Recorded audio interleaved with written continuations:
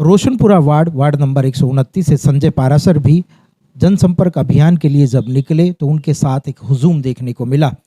संजय पारासर ने कहा, भ्रष्ट सरकार को बदलना है और आम आदमी पार्टी की सरकार को बनाना है। उन्होंने कहा, जब भी गरीब आदमी अपने मकान को बनाता है तो उन्हें भारी भरकम टैक्स देना पड़ता है। मैं आपको बता दूं कि मैं इस तरह की पॉलिसी बनाऊंगा कि गरीब व्यक्तियों को टैक्स नहीं देना पड़ेगा, ताकि जो लोग अपने कष्ट कमाई की जो चीज़ें होती है वो लोगों को टैक्स भरने में चली जाती है। उन्होंने कहा कि इससे पहले आपको पता है कि 15 साल से किस तरह से भ्रष्टाचार किया है। आम आदमी पार्टी भ्रष्टाचार मुक्त आपको सुशासन देगी, क्योंकि दिल्ली एमसीडी अगर आम आदमी पार्टी के पास होगी तो भ्रष्टाचार पर लगाम लगेगी। और उन्होंने कहा, हम सदैव विकास पर काम कराना जानते हैं और ना कि हम किसी जातिवाद में बढ़ते हैं, क्योंकि भारतीय जनता पार्टी ने हमेशा ही लोगों को भाईचारा खराब करने का काम किया है और 15 साल से जिस तरह दिल्ली को ठगने का काम किया है वो किसी से छुपा नहीं है।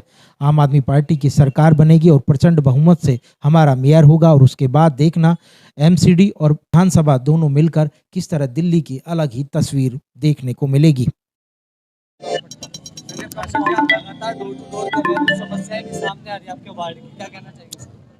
देखिए, जितने भी हम वार्ड के उस अनुसार घूम रहे हैं, जिस ब्लॉक के अंदर घूम रहे हैं, जिस ब्लॉक में आ रहे हैं, तो जो समस्याएं हमारे सामने आ रही हैं, कुछ तो ऐसी हैं जो पिछले चुनाव के दौरान जितनी भी सरकार थी, उस सरकार ने जिस तरीके से लोगों के साथ परेशानी की हुई है, उसमें पेंशन की प्रॉब्लम आ रही है लोगों को कि पेंशन कट गई है, किसी के राशन कार्ड के अंदर नाम नहीं है वो बता रहे हैं। कुछ लोगों ने कंप्लेंट की हुई है क्योंकि वहाँ के नाली जो है वो बिल्कुल ब्लॉक पड़ी है, जिनकी कोई साफ सफाई नहीं हुई है। इस तरीके की कॉमन प्रॉब्लम्स अभी हमारे साथ आ रही हैं सामने, जो पब्लिक कह रही है। ठीक है, यही एक चीज है जिसको सुधारने के लिए हम लोग ये प्रयास कर रहे हैं कि दिल्ली के अंदर भी केजरीवाल जी की सरकार आए। देखिए, विपक्षी दल का कहना है, विपक्षी पार्टियों का कहना है कि वो अब केजरीवाल को कूड़ा ही नजर आ रहा है, वो कूड़े पे ही बोले जा रहे हैं, कूड़े के ढेरों पर बोले जा रहे हैं, नालियों पे बोले जा रहे हैं और काफी चीजों। देखिए, एमसीडी के अंदर जो हमारे सामने प्रॉब्लम्स आ रही है वो इसी के अंदर आती है।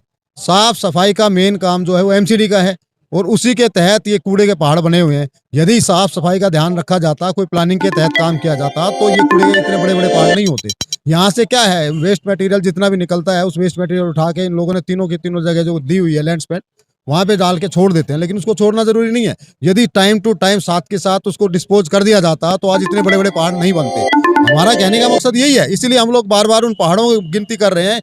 जब आप एक चीज के ऊपर ढेर पे ढेर लगाए जा रहे हैं, तो क्यों 15 साल के अंदर क्या उन लोगों के पास कोई ऐसी टेक्नोलॉजी नहीं थी जिसके तहत वो उसको डिस्पोज कर पाते? यदि आप एक ब्लॉक से, एक वार्ड से कहीं से भी कूड़े को उठाते हो और उसको वहीं के वहीं डिस्पोज कर दिया जाता है, तो आज ये पहाड़ क्यों बनते?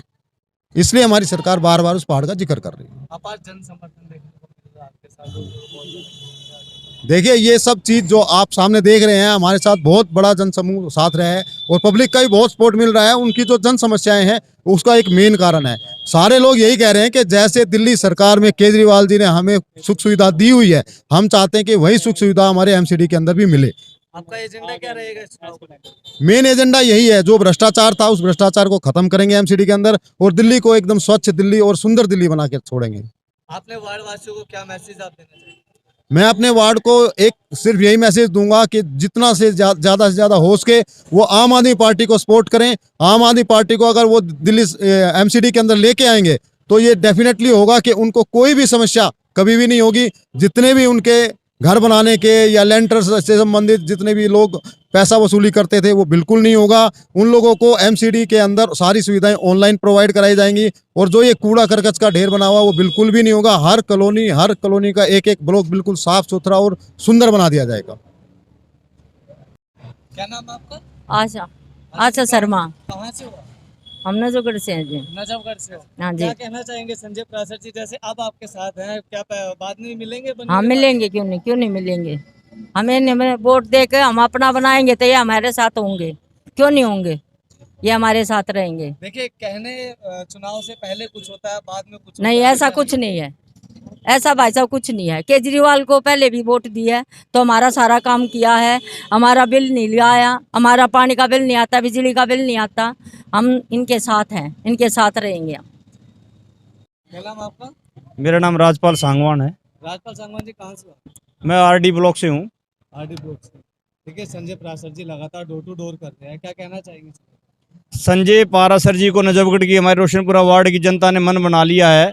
अरविंद केजरीवाल जी ने जैसे बहनों को, बुजुर्गों को, सभी का ध्यान रखा है, उसी प्रकार से संजय पारासर जी भी एक सोशल वर्कर हैं। इन्होंने हमारे नजफगढ़ में ऐसे ऐसे इवेंट करवाए हैं, ऐसी ऐसी जो है कभी फुटबॉल का टूर्नामेंट, कभी रेसलिंग का टूर्नामेंट, कभी जो है वैक्सीन जो है कोविड वैक्सीन के इसमें कैंप्स लगाना, कोविड वैक्सीन में जब लोगों से घर बाहर भी नहीं निकलते उस तरह लोगों को प्रेरित करना, उनको किट बांटना, उनको बहुत जो है इन्होंने खाना पीना वितरण करना। संजय पारासर जी एक ऐसे सोशल वर्कर हैं जो कि हमारे यहाँ पे ऐसा मैंने तो कोई देखा नहीं। जैसे अरविंद केजरीवाल जी कार्य कर रहे हैं, लोगों को सारी सुविधाएं दे रहे हैं, संजय पारासर जी और हम उनकी टीम हम ये वादा करते हैं कि हमारे क्षेत्र के लोगों को संजय पारासर जी के चक्कर नहीं लगाने पड़ेंगे। जो 10 गारंटियां अरविंद केजरीवाल जी ने दी हैं, ये 10 गारंटियां यही है कि हम अपने क्षेत्र के लोगों को इन 10 गारंटियों में बिल्कुल उन्हें एमसीडी में जो जो फैसिलिटी चाहिए वे सारी उन्हें दें।